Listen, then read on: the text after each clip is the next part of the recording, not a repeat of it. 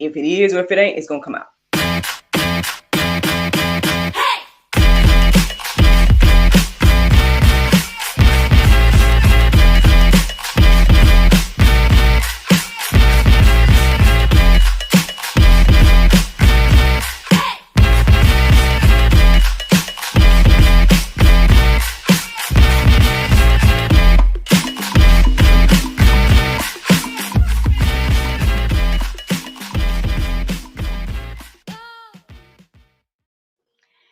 Good morning, everybody. It's your girl, Miracle Sims, and you're listening to God, Sex, and Love, your daily dose of inspiration, the juice. It is February the 16th, 2024, and today the topic is what you see is what you get. Happy Friday. Happy Friday, everybody. I hope you guys had a wonderful Thursday. Mine was just fine. Yeah, mine was good overall. Um, my Thursday was a date at work. I feel like we're getting into a nice little routine. Me and the new kids director and things of that nature. And so yeah, man. Um, I can't complain. I was even able to call a couple of the team members and things like that, which I haven't been able to do in the past few weeks. So, to God be the glory. I think we're getting there. Nothing too much of significance. I mean, I had quite a few interesting conversations and whatnot yesterday. Getting to know my coworker a little bit more, expressing, my interest in, the church and thankful for being involved the way I am, but willing to do whatever, things of that nature. So we're gonna see how this all plays out. I know my coworker asked me yesterday, he was like, do you see yourself in 5 years and stuff? And the interesting thing is now, I mean, I feel like I've achieved a lot of my personal goals. Last year I put out my first movie. Um, I've been doing so many amazing other things since then. I always saw myself as an entrepreneur. So here I am living in the midst of that. Saw myself having different businesses and endeavors, and that has happened. Um, sure, I would love to produce another movie like full out and have the whole crew and whole cast and all that type of stuff.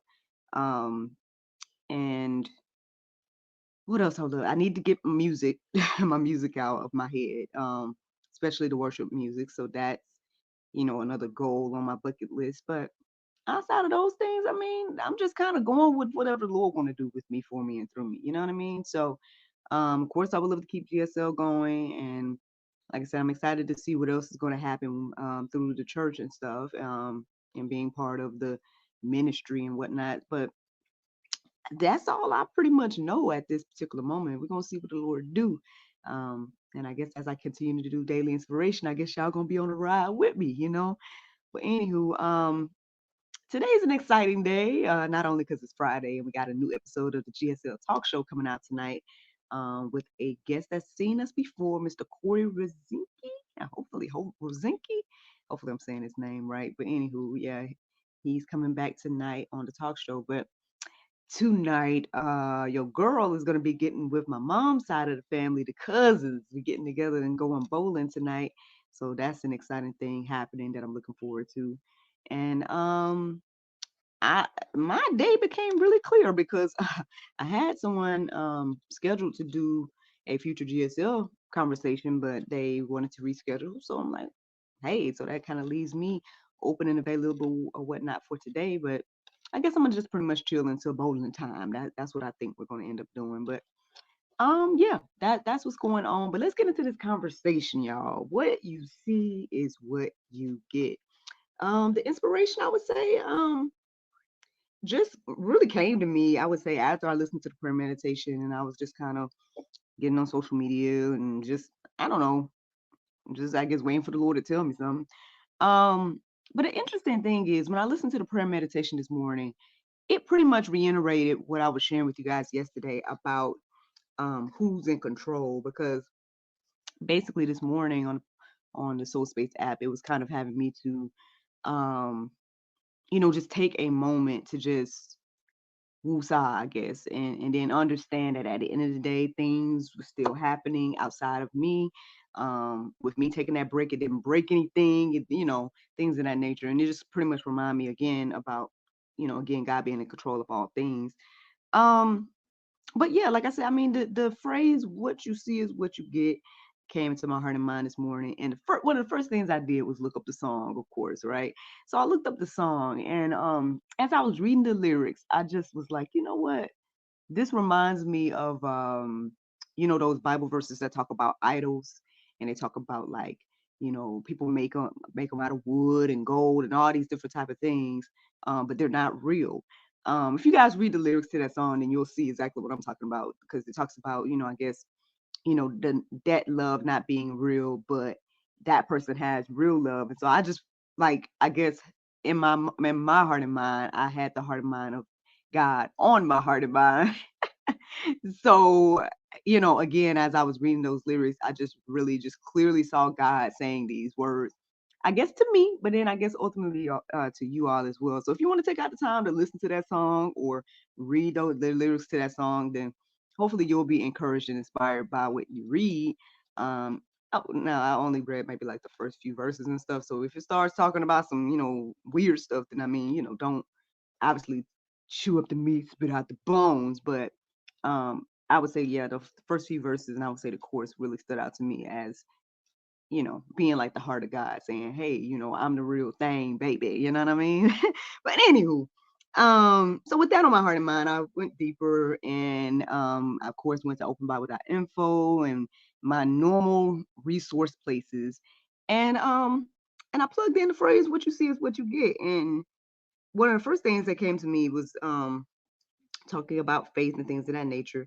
And then as I was looking at that, seeing God came into my heart and mind. And so I started to look into verses centered around seeing God. And then I went deeper about that on gotquestions.org as well. So let me share with you guys what I feel like the Lord shared with me to share with you guys. All right, here we go. Hebrews 11:1. It says, "Now faith is the assurance of things hoped for, the conviction of things not seen." Um, I mean, I guess it just goes with this whole conversation about seeing, right? What you see is what you get. It's like I know we can go through life and close our eyes to the Lord. You know what I mean? We can go through life and just pretend He's not there, pretend like, we're just here alone, all those different type of things. Now, sure, I believe that when we do things like that, we either end up in humbling situations or just um you just never know. Like a lot of times you'll kind of, I'll just say it one way. So sometimes, most of the time, it seems like we'll end up in situations that humble us to understand that, hey, there is something outside of myself. There is something outside of what I quote unquote think I can do to like hide from God or shut him out of my life or whatever. At least that's what happened in my life. Now I don't know. Maybe it's only happening with God's chosen people. I have no clue. But I believe that it's written deep down in our hearts, like what the truth is. So I believe that all of us have the knowledge, um, to a certain extent. But I think the issue is that a lot of the times we either harden our heart against God, um, to then, I guess, again, try to walk through life without Him. But I mean, again, I think even death shows like what the truth is, right? Because again, when someone passes away, their body is still here, but the person is no longer there, and that to me confirms that there is some type of spiritual thing going on. Obviously, the spirit within that person is gone, and so maybe people don't want to call it a spirit. Maybe people don't want to agree, but um to me, again, like I said, even death shows like what the Bible is saying, because then the body itself goes back to being dust. Um, so hey, what you see is what you get, right? If you're not trying to see the Lord, then I guess you won't. You know what I mean? But if you are actively pursuing and trying to see the Lord, then you will see. I guess how His hand is in your life. You'll see Him moving. You will see all the wonderful things that He's created. And you'll understand that, hey, man, yourself is included in that. And that gives us all hope, faith. And I guess for me, it gives me more trust and whatnot. The more that I've seen God work in my life. But hey, I'm just one person. Let me give you guys another verse. Hebrews 11:6, it says, and without faith, it is impossible to please him, for whoever would draw near to God must believe that he exists and that he rewards those who seek him. So in order to see him, you have to seek him, you know. Now, yeah, you can get all the rewards and all that stuff sounds good, but I mean, I think, again, what stood out to me the most in that verse is, again, what you see or seek, right, is what you're going to get. Like if you seek him, then you're going to see him and receive more. If you don't seek him, I mean, we can see what that looks like all around us in the world. Here's another verse, y'all. Matthew 5, and I believe it's 8, which y'all can go confirm. It says, blessed are the pure in heart, for they shall see God. If you truly want to see God, then hey, let's start to be pure in heart. I think, again, those that purely, truly seek him, you find him. You know, I don't know how else to say that. Is there a way to break it down even more than that? I mean, again, I can just sit here and tell my testimony. The more I started to be like, okay, Lord, well, what you want to do? What you want to do with me in my life? You know, obviously I'm not on the right track. Obviously, again, I wrote all about it. That just makes it easier for me to tell this testimony, because I mean, I can sit here and, you know, talk all day about, again, the exact details of like my process and stuff. But basically, long story short, I was living my life on my own, trying to do this and do that, going for the things that I thought I wanted, things of that nature, and feeling like, man, something's missing, something ain't right. All those different feelings. And then ultimately I went to God's House Orlando, and the pastor said, if you make your wants God's wants, you're going to get what you want. And I said, well, Lord, what is it that you want? And ever since then, that's when I believe he started to show me not only what he wanted, you know, to do with me, for me, and through me, but then also that he was there, you know, and that he was listening and things of that nature. And again, meeting my husband years after that, you know, was another confirming thing to me. Because again, all through the cultivation period, I was praying for this unknown man, you know, and all these different things. And feeling like, man, you know, is this going to happen for me? All those different things. And then years later, here is the manifestation of those prayers, and in the form of a man named Nadario Sage Jr. I mean, no, not Nadario Sage, because my son is Nadario Sage Jr. Anywho, you know, and all of that. And so that was another confirming thing, to be like, okay, Lord, you was listening to me about that. And let me talk to you about my career then. Okay, well, let me talk to you about my finances then. And now I'm at the point where I'm like, hey, whatever you want to do, you know, because I've learned to trust the Lord. But I had to seek him, right? I had to seek him in order to see him, right? Let's keep going. 1 John 3:2, it says, beloved, we are God's children now, and what we will be has not yet appeared, but we know that when he appears, we shall be like him, because we shall see him as he is. I didn't necessarily mean to write down this verse. I meant to write down one of the other ones that I put in the go deeper section. But I mean, obviously that this is a significant verse as well, so I'm not going to take anything away from it or anything like that. um you know, it's showing us that, okay, as God's children, when he, you know, decides to appear in things that are nature, then we will see him, I guess, spiritually, physically, and all that, because we're going to be like him in things of that nature. But until then, you can still see him, again, if you seek him, right? Again, because you'll see everything is a reflection of God, you know. Each and every one of us is an expression of his creativity, as well as everything that's in this beautiful world. And I know we don't like to think that, because some of us like to think, oh, the world is horrible, X, Y, Z, you know, whatever.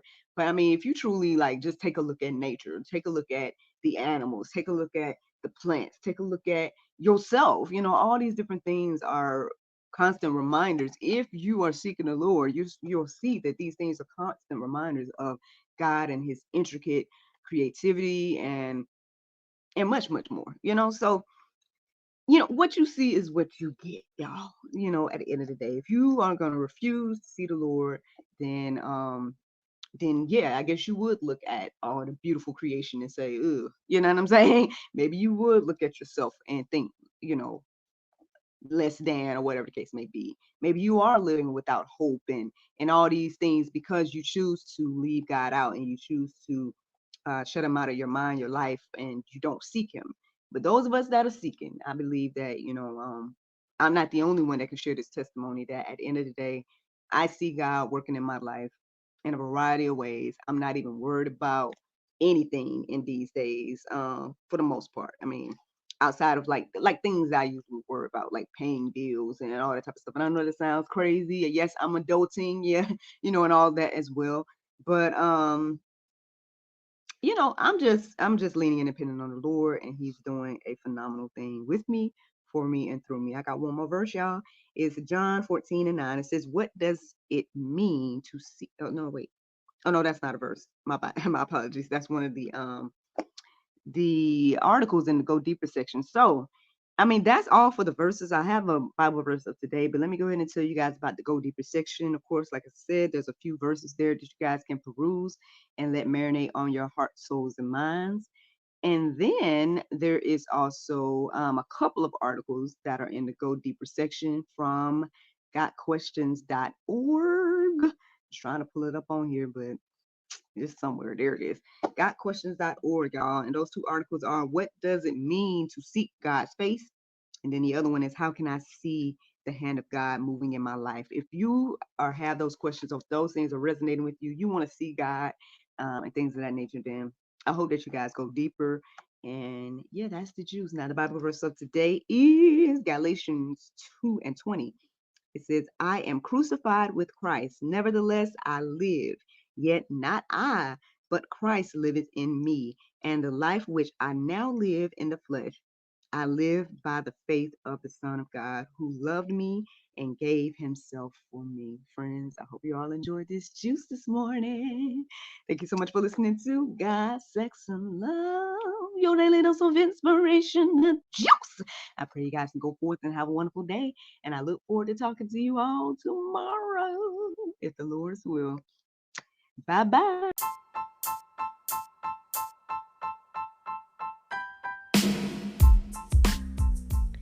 Did you know that you can support us for just 99 cents a month? That's right, friends. You can support everything that we do here at GSL for just 99 cents a month. Take a look around wherever this post is. You might see a link or maybe even a button that says support.